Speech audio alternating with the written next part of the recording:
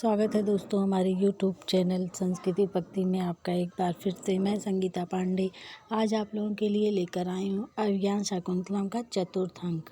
अभिज्ञान शाकुंतलम के जो बहुत ही महत्वपूर्ण कालिदास की रचना है या नाटक है 7 अंकों का, जिसमें चौथा अंक बहुत ही अत्यंत ही प्रसिद्ध है, विख्यात है। तो चलिए हम चौथे अंक की सूक्तियों को देखते हैं और उसके अर्थ को भी जानते हैं। तो चलिए इस वीडियो के माध्यम से हम स्टार्ट करते हैं चतुर्थ अंक की सूक्तियों को अर्थ के सहित। तो इसकी पहली सूक्त है, न तादृशा आकृति विशेषा गुण विरोधिनो भवन्ति। यह सूक्त प्रियमोदा अनसुईया से कह रही है। न तादृशा आकृति विशेषा अर्थात आकृति विशेष आकृति वाले गुणों के विरोधी नहीं होते हैं। मतलब दुष्यंत के बारे में कह रही है अनसुईया से कि दुष्यंत देखने में इतनी सुंदर आकृति वाले हैं, तो इनके ये गुण के विरोधी नहीं हो सकते हैं। दूसरी सूक्त है दोस्तों, गुणवते कन्या प्रतिपादनीया। गुणवते कन्या, इसमें अनसुईया कह रही है कि गुणवते गुणवान व्यक्ति को ही अपनी कन्या देनी चाहिए, अर्थात जो सभ्य स्वभाव वाले हैं, गुणवान हैं, अर्थात दुष्यंत गुणवान है तो शकुंतला उसके योग्य है। तीसरी सूक्त है, स्मर्यत त्वाम न सा बोधितो वप्सन कथाम प्रमत्ता प्रथम कृताम्यु। यह श्लोक है चतुर्थ अंक का पहला श्लोक है। ऋषि दुर्वासा कह रहे हैं जब शकुंतला को श्राप देते हैं। तो स्मर्यत त्वाम ना, स्मर्यत मतलब जिनकी यादों में जिसके बारे में तुम सोच रही हो, और ना बोधितो अपसन, मेरा आगमन, मुझ जैसे तपस्वी का आगमन नहीं जान पाई, जिसके स्मरण में तुम इस तरह खोई हो कि मुझ जैसे तपस्वी का आगमन तुम्हें नहीं पता चला। कथाम प्रमत्ता प्रथम, अर्थात कथाम प्रमत्ता, वह तुम्हें उसी प्रकार से भूल जाएगा जिस प्रकार से प्रमत्ता उन्मत्त व्यक्ति को प्रथम कृताम्यु, पहले की बात का कुछ पता नहीं होता, अर्थात वह भूल जाता है, उसी प्रकार से वह तुम्हें स्मर्यत त्वाम ना, अर्थात याद दिलाने पर भी नहीं याद कर पाएगा, जिस प्रकार से उन्मत्त व्यक्ति अपनी कही हुई बातों को पहले से ही कोई भी बात उनको याद नहीं रहती है। चौथी सूक्त है दोस्तों, को अन्यो हुत वहाद दुग्ध प्रभुवत। यह गद्य से है और प्रियमोदा कह रही है कि को अन्यो, और कौन, अन्य अर्थात दूसरा है, हुत वादुग्ध प्रभुवत मतलब और कौन दूसरा अग्नि के समान जला सकता है, अर्थात ऋषि दुर्वासा के अलावा और कौन सा ऐसा तपस्वी है जो अपने तेज से अग्नि के समान जला सकता है। उनका प्रभाव, उनकी तपस्या अग्नि के समान है। पांचवी सूक्त देखते हैं दोस्तों, अभिज्ञात तपः प्रभवस्य दुहित जनस्य भगवता एको अपराधो मर्षितव्या।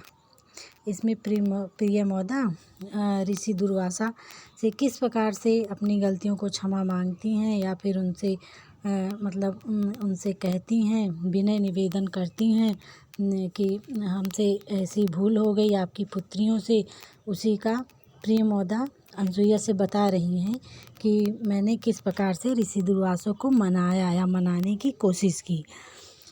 तो कह रही हैं कि अविज्ञात प्रभावस्य दुहित जनस, जो हम आपके तप के प्रभाव को नहीं जान सके, अविज्ञात अर्थात नहीं जान सके, प्रभावस्य आपके प्रभाव, तप के प्रभाव को, दुहिता जनस अर्थात आपकी पुत्रियों से, भगवता भगवान, एको अपराधो मर्षितव्या अर्थात एक ही अपराध हुआ है जो आपके प्रभाव को नहीं जान सकी।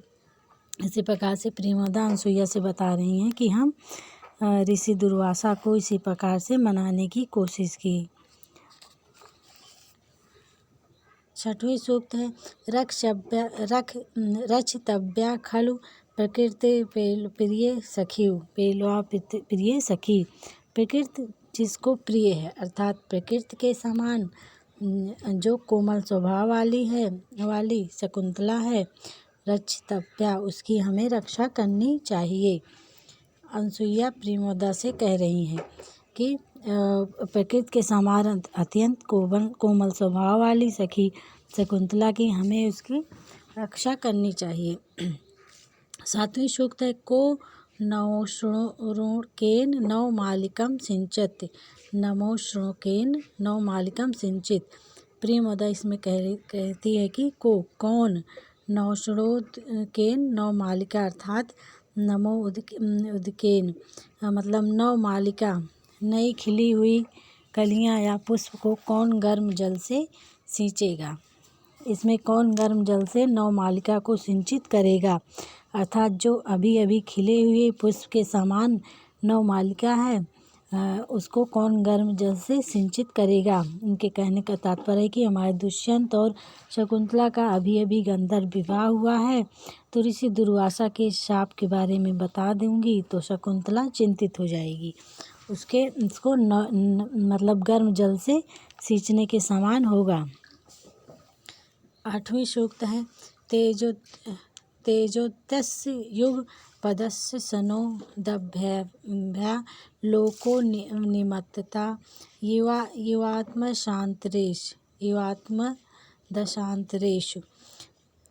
यह श्लोक चतुर्थ अंक का दूसरा श्लोक है, जिसमें शिष्य कहता है, जब वह शिष्य सोकर उठता है तो बाहर के नज़ारे को, बाहर के दृश्य को देखकर इस प्रकार से कहता है कि तेजोदयस्य दोनों तेज, अर्थात जब चंद्रमा अस्त हो रहा है और सूर्य निकल रहा है तो दोनों युग पदस्य सनोदयाभ्या, अर्थात दोनों के तेज से मानो इन संसार को मानो अपनी अपनी भिन्न भिन्न दिशाओं में नियंत्रित किए जा रहा है। अर्थात इन दोनों तेज के एक साथ उदय और अस्त होने से समस्त संसार को अपनी अपनी दिशाओं में नियंत्रित कर दिया जा रहा है। जब चंद्रमा अस्त होता है और सूर्य निकलता है उस समय का वर्णन शिष्य कर रहा है। 9वीं सूक्त है ईष्ट प्रवास जनितान्य बला जनस्य दुखान नून मत मात्र सुदुसहिन।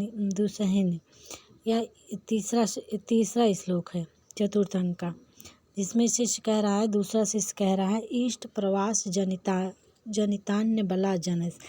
ईष्ट अर्थात अपने प्रिय के प्रवास दूर चले जाने पर, जनितान्य बला जनस अर्थात स्त्रियों का जो दुख होता है, नून मत मात्र सुदुसहनीय अर्थात वह असहनीय होता है, सहने योग्य नहीं होता है।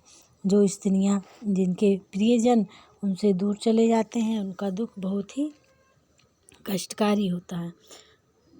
10वीं सूक्त है दुखशीले तपस्वी जने को अपन्य पर्यताम। इसमें अनुसूया कह ली है दुखशीले अर्थात स्वभाव से ही चिड़चिड़े वाले तपस्वियों से किससे प्रार्थना की जाए। इस प्रकार कह रही, मतलब जो तपस्वी लोग यहाँ हैं वो सब स्वभाव से ही चिड़चिड़े हैं, क्रोधित हैं, उनसे किस प्रकार से प्रार्थना की जाए कि उनके शकुंतला की अंगूठी उनको पहुँचा दी जाए जो सच तीर्थ में गिरी थी। इस प्रकार से कह रही अनसुईया प्रेमोदा से कह रही हैं। 11वीं सूक्त है दृष्टया धूमा कलित दृष्टेयपि यजमानस्य पावका एवाहुति पतिता। ऋषि काश्यप कह रहे हैं कि दृष्टया धूमा कलित, दृष्टया आँखों में धुएं लगने के कारण भी यजमान पावका, यजमान की आहुति अग्नि में ही गिरी है, अर्थात अग्नि में ही गिरती है। उनके कहने का तात्पर्य है कि धुएं से जो बंद कर दी गई है आँखें, उसके बाद भी यजमान की आहुति अग्नि में ही गिरी है। तात्पर्य है कि माना कि शकुंतला ने गंधर्व विवाह कर लिया है, लेकिन दुष्यंत गुणवान है, वह उसके योग्य है। 12वीं सूक्त है दोस्तों, चलिए देखते हैं। वत्से सुशिष्य परिदत्ता विद्या व शोचनीय अस संवृता। ऋषि काश्यप कह रहे हैं कि वत्से पुत्री सुशिष्या परिदत्ता, सुशिष्य अर्थात गुणवान शिष्य को दी गई विद्या के समान सोचनीया असंवृता अर्थात तुम अशोचनीय हो गई हो। जिस प्रकार गुरु अपने गुणवान शिष्य को विद्या देने के बाद टेंशन फ्री हो जाता है कि वह उसे पूरी तरह से अध्ययन हो चुका है। उसी प्रकार से तुम भी अशोचनीय हो गई हो कि तुमने अपने पहले से ही अपने योग्य वर को चुन लिया है, या अपने पति को अपने अनुरूप पति को तुमने चुन लिया है। 13वीं सूक्त है अवे तन्या राजन अग्निगर्भा शमीयु। यहाँ पर जब आकाशवाणी होती है, आकाश द्वारा ही आकाश भाषित शब्दों के द्वारा ही काश्यप को पता चलता है कि वो शकुंतला ने गंधर्व विवाह कर लिया है और वह गर्भवती है। तो उस समय का वर्णन है इसमें। आकाश भाषित होता है कि अबे जानो तन्या अपनी पुत्री को राजन अग्निगर्भा शमी अर्थात अपनी पुत्री को अग्नि गर्भ में समाये हुए शमी वृक्ष के समान समझो।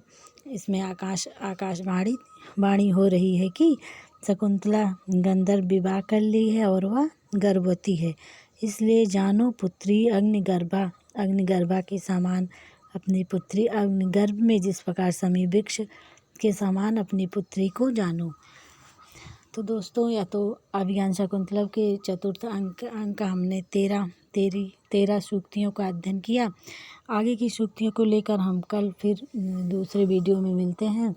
और हमारा वीडियो आपको कैसा लगा कमेंट करके अवश्य बताएं। और जिन दोस्तों ने हमारे इस चैनल को लाइक और सब्सक्राइब नहीं किया है, प्लीज़ दोस्तों कर दीजिए। और यह वीडियो कैसा लगा यह भी हमें बताने का कष्ट करें। हमारे साथ जुड़े रहने के लिए धन्यवाद दोस्तों।